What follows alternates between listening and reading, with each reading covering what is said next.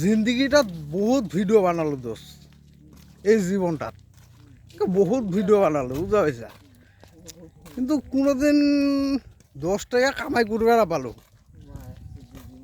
আরে জিন্দগি জীবন বুঝা পাইছা এই রোদত বেলাটা দোষ দেখায় না যায় বুঝা পাইছা হায় রে জিন্দগি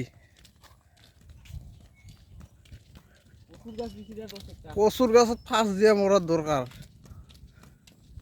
বাবা